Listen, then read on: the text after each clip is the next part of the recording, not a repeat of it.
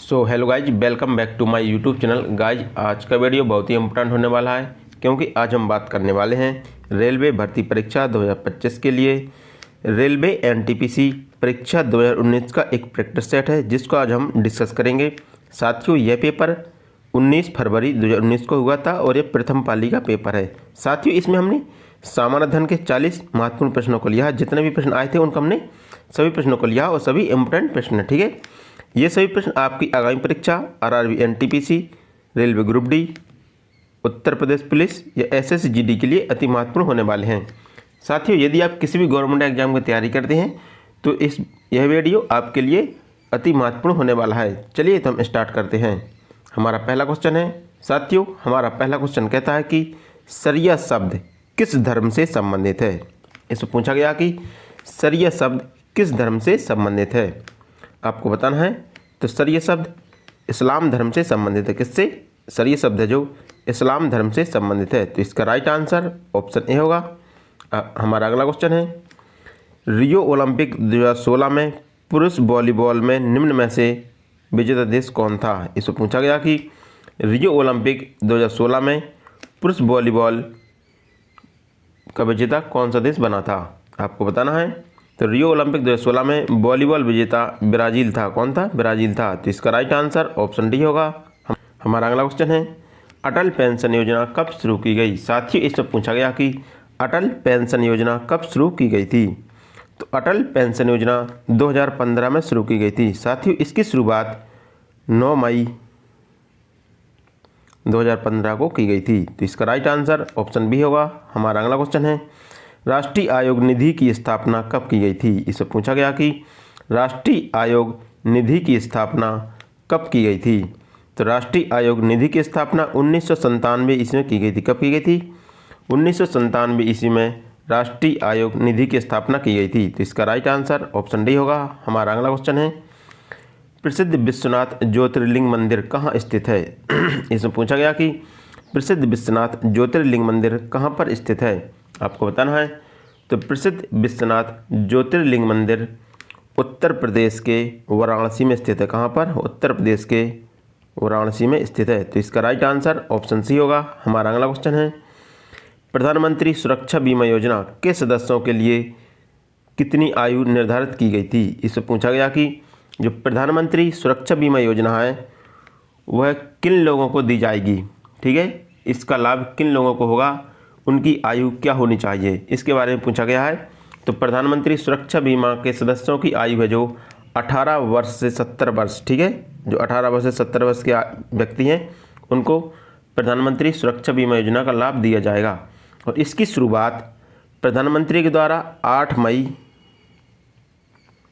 2015 को की गई थी। ठीक है, जो प्रधानमंत्री योजना की शुरुआत है वो 8 मई 2015 को शुरुआत की गई थी और इसमें 18 से 70 वर्ष आयु के व्यक्तियों को लाभ दिया जाएगा। तो इसका राइट आंसर ऑप्शन ए होगा। हमारा अगला क्वेश्चन है, बर्फ को जल में परिवर्तन करने के लिए आवश्यक ऊष्मा की मात्रा को कहते हैं। इससे पूछा गया कि बर्फ को जब जल में परिवर्तित किया जाता है तो उसके लिए आवश्यक ऊष्मा की मात्रा को क्या कहते हैं।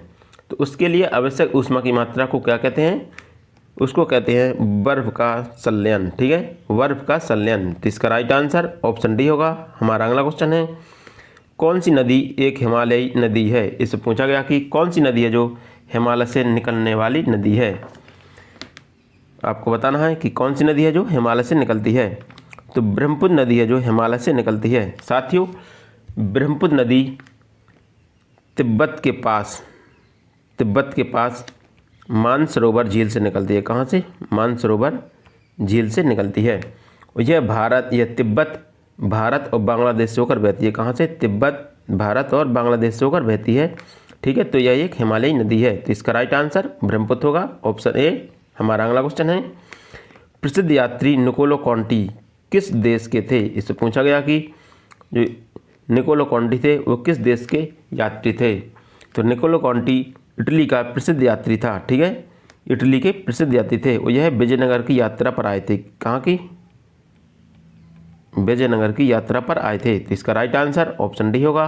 हमारा अगला क्वेश्चन है, भारत के राष्ट्रीय अभिलेखागार की देखभाल कौन सा मंत्रालय करता है। इससे पूछा गया कि भारत के राष्ट्रीय अभिलेखागार की देखभाल कौन सा मंत्रालय या किस मंत्रालय के द्वारा की जाती है?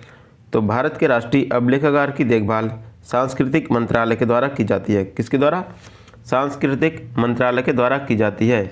और इसकी जो भारतीय राष्ट्रीय अभिलेखागार है, इसकी स्थापना 11 मार्च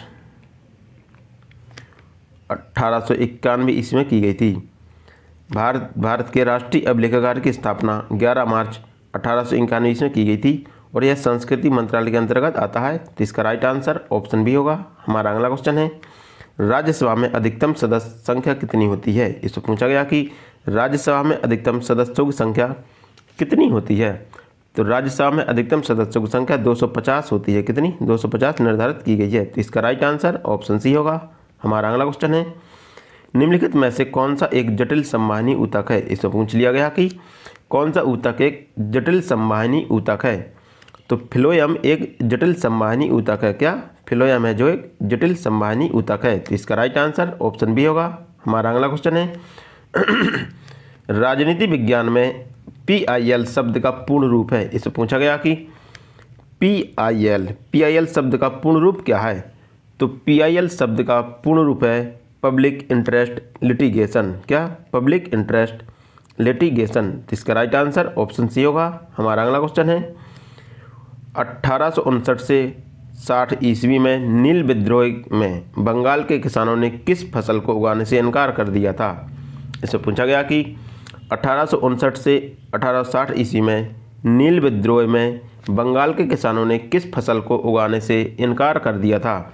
तो नील विद्रोह में बंगाल के किसानों ने नील को उगाने या नील की खेती करने से इनकार कर दिया था। तो इसका राइट आंसर ऑप्शन सी होगा। हमारा अगला क्वेश्चन है, मानव आँख में दृष्टिपटल पर आँखों के पीछे बनने वाले किसी आकृति का निर्माण होता है। किसी आकृति का निर्माण होता है। इसमें पूछा गया कि मानव आँख में दृष्टिपटल पर आँखों के पीछे बनने वाले किसी आकृति का निर्माण कहाँ पर होता है? ठीक है, तो किसी आकृति का निर्माण कहाँ पर होता है? तो इसका निर्माण होता है रेटिना द्वारा। तो इसका राइट आंसर ऑप्शन सी होगा। हमारा अगला क्वेश्चन है, भारत के रूल ऑफ लॉ विधि के शासन की विशेषता निम्नलिखित में से किस संविधान से ली गई है? इसमें पूछा गया कि भारत के रूल ऑफ लॉ या विधि के शासन की विशेषता किस देश के संविधान से ली गई है? तो विधि के शासन की विशेषता है जो ब्रिटिश संविधान से ली गई है। तो इसका राइट आंसर ऑप्शन डी होगा।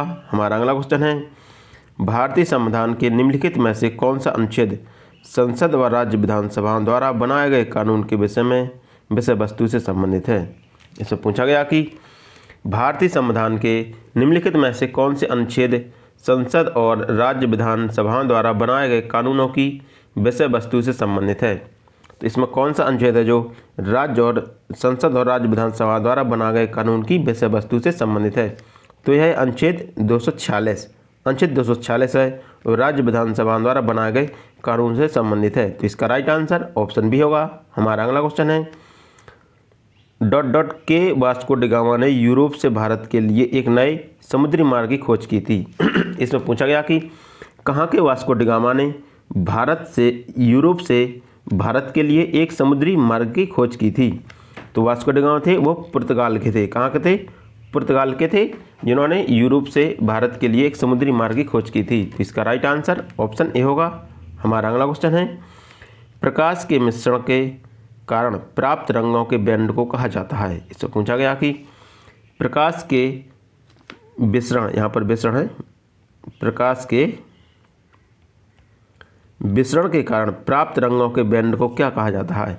तो प्रकाश के विसरण के कारण प्राप्त रंगों के बैंड को स्पेक्ट्रम कहते हैं। क्या कहते हैं? स्पेक्ट्रम कहते हैं। तो इसका राइट आंसर ऑप्शन सी होगा। हमारा अगला क्वेश्चन है, हमारा अगला क्वेश्चन कहता है कि खिलाड़ी हेनरी कॉपर और माइकल टायसन निम्न में से किस खेल से जुड़े हैं? इससे पूछा गया कि हेनरी कॉपर और माइकल टायसन किस खेल से जुड़े हैं?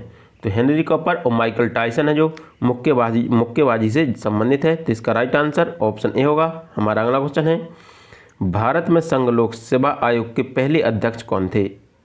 साथियों, ऐसे प्रश्न लगातार परीक्षाओं में पूछे जाते हैं, तो आपको बताना है कि भारत में संघ लोक सेवा आयोग के पहले अध्यक्ष कौन थे? तो भारत में संघ लोक सेवा आयोग के पहले अध्यक्ष सर रॉस बारकर थे। कौन थे? सर रॉस बारकर थे। तो इसका राइट आंसर ऑप्शन सी होगा। हमारा अगला क्वेश्चन है, हिमालय की सर्वाधिक उत्तरी सीमा के रूप में जाना जाता है। इससे पूछा गया कि हिमालय के सर्वाधिक उत्तरी सीमा को किस रूप में जाना जाता है। तो हिमालय के सर्वाधिक उत्तरी सीमा को महान हिमालय, ठीक है, महान हिमालय हिमाद्री के रूप में जाना जाता है। तो इसका राइट आंसर ऑप्शन डी होगा। हमारा अगला क्वेश्चन है, मानव शरीर में निम्नलिखित में से कौन सी कोशिकाएं उभयावतल आकार की होती हैं। इससे पूछा गया कि मानव शरीर की कौन सी कोशिकाएं जो उभयावतल आकार की होती हैं। तो मानव शरीर की लाल रक्त कोशिकाएं, जो लाल रक्त कोशिकाएं होती हैं वह उभयावतल आकार की होती हैं। तो इसका राइट आंसर ऑप्शन ए होगा। हमारा अगला क्वेश्चन है, निम्नलिखित में से कौन सी गंगा की सहायक नदी प्रायद्वीप ऊंची भूमि से निकलती है। इसमें पूछा गया कि गंगा की कौन सी सहायक नदी है जो प्रायद्वीप ऊंची भूमि से निकलती है। तो गंगा की सहायक नदी है जो कोसी नदी है और वह प्रायद्वीप ऊंची भूमि से निकलती है। साथियों, कोसी नदी को बिहार का शोक कहते हैं। कहाँ का? बिहार का शोक कोसी नदी को कहते हैं। वह प्रायद्वीप ऊंची भूमि से निकलने वाली एक गंगा की सहायक नदी है। तो इसका राइट आंसर ऑप्शन डी होगा। हमारा अगला क्वेश्चन है, एक लेंस की दृष्टि से होकर गुजरने वाली प्रकाश किरणें। इससे पूछा गया कि एक लेंस की दृष्टि से होकर गुजरने वाली प्रकाश की किरणें किस प्रकार की होती हैं। तो एक लेंस की दृष्टि से होकर गुजरने वाली प्रकाश की किरणें होती हैं वह अविचल उभरती हैं। कैसी हैं? अविचल उभरती हैं, ठीक है, अविचल उभरती हैं। इसका ऑप्शन मिस्टेक होगा, ये ऑप्शन बी होगा कि ये अविचल उभरती हैं। तो इसका राइट आंसर ऑप्शन बी होगा। हमारा अगला क्वेश्चन है, वर्ष 1938 में किसकी अध्यक्षता में राष्ट्रीय योजना समिति की स्थापना की गई थी। इससे पूछा गया कि राष्ट्रीय योजना समिति की स्थापना किसकी अध्यक्षता में की गई थी। तो राष्ट्रीय योजना समिति की स्थापना पंडित जवाहरलाल नेहरू की अध्यक्षता में की गई थी। तो इसका राइट आंसर ऑप्शन सी होगा। हमारा अगला क्वेश्चन है, वेदांतगल पक्षी अभ्यारण्य कहाँ स्थित है। इससे पूछा गया कि जो वेदांतगल पक्षी अभ्यारण्य है वो कहाँ पर स्थित है। तो वेदांतगल पक्षी अभ्यारण्य तमिलनाडु राज्य में स्थित है। कहाँ पर? जो वेदांतगल पक्षी अभ्यारण्य है वह तमिलनाडु राज्य में स्थित है। तो इसका राइट आंसर ऑप्शन ए होगा। हमारा अगला क्वेश्चन है, निम्नलिखित में से कौन सा शब्द बिलियर्ड से संबंधित है। इससे पूछा गया कि कौन सा शब्द है जो बिलियर्ड से संबंधित है। बिलियर्ड से संबंधित है कैनन, कैनन है जो एक बिलियर्ड से संबंधित है। तो इसका राइट आंसर ऑप्शन बी होगा। हमारा अगला क्वेश्चन है, वर्ष 1922 से 23 में स्वराज पार्टी के पहले अध्यक्ष कौन थे। इससे पूछा गया कि स्वराज पार्टी के पहले अध्यक्ष कौन थे। तो वर्ष 1922 से 23 में स्वराज पार्टी के पहले अध्यक्ष चित्तरंजन दास थे। कौन थे? चित्तरंजन दास। तो इसका राइट आंसर ऑप्शन ए होगा। हमारा अगला क्वेश्चन है, सनराइज इंडस्ट्री को कहते हैं। इससे पूछा गया है कि जो सनराइज इंडस्ट्री होती हैं वो किस प्रकार की इंडस्ट्री होती हैं। तो सनराइज इंडस्ट्री उभरते उद्योग होते हैं। कैसे? उभरते उद्योग को हम सनराइज इंडस्ट्री के नाम से भी जानते हैं। तो इसका राइट आंसर ऑप्शन सी होगा। हमारा अगला क्वेश्चन है, निम्नलिखित में से किस रसायन को शुष्क बर्फ के नाम से जाना जाता है। इससे पूछा गया कि किस रसायन को शुष्क बर्फ के नाम से भी जाना जाता है। तो कार्बन डाइऑक्साइड, ठोस कार्बन डाइऑक्साइड को हम शुष्क बर्फ कहते हैं। तो इसका राइट आंसर ऑप्शन डी होगा। हमारा अगला क्वेश्चन है, निम्नलिखित में से भारत का पहला नागरिक कौन होता है। इससे पूछा गया कि भारत का पहला नागरिक कौन होता है। साथियों, राष्ट्रपति भारत का पहला नागरिक कहलाता है। तो इसका राइट आंसर ऑप्शन डी होगा। हमारा अगला क्वेश्चन है, डिजिटल साक्षरता कार्यक्रम दिशा का पूर्ण रूप क्या है। इससे पूछा गया कि डिजिटल साक्षरता कार्यक्रम दिशा का पूर्ण रूप क्या है। तो दिशा का पूर्ण रूप है डिजिटल साक्षरता अभियान। तो इसका राइट आंसर होगा डिजिटल साक्षरता अभियान। तो इसका राइट आंसर ऑप्शन सी होगा। हमारा अगला क्वेश्चन है, निम्नलिखित में से कौन सा एक जैव मंडल संरक्षित क्षेत्र नहीं है। इससे पूछा गया कि जैव मंडल संरक्षित क्षेत्र कौन सा नहीं है। तो जैव मंडल संरक्षित क्षेत्र है जो दक्षिग्राम नहीं है, बाकी नंदा देवी, मन्नार की खाड़ी और नोक रेखा ये सब जैव मंडल संरक्षित क्षेत्र है, बाकी दक्षिग्राम है जो जैव मंडल संरक्षित क्षेत्र नहीं है। तो इसका राइट आंसर ऑप्शन डी होगा। हमारा अगला क्वेश्चन है, निम्नलिखित में से कौन सी संधि प्रथम आंग्ल मराठा युद्ध से संबंधित है। ये सब पूछा गया कि कौन सी संधि प्रथम आंग्ल मराठा युद्ध से संबंधित संधि है। तो सालवाई की संधि है जो प्रथम आंग्ल मराठा युद्ध से संबंधित संधि है, और यह संधि 17 मई, सालवाई की संधि है जो 17 मई 1702 ईस्वी को हुई थी। इसका राइट आंसर ऑप्शन ए होगा। हमारा अगला क्वेश्चन है, निम्नलिखित में से कौन सा एक कर राजस्व है। इससे पूछा गया कि कौन सा एक कर राजस्व है।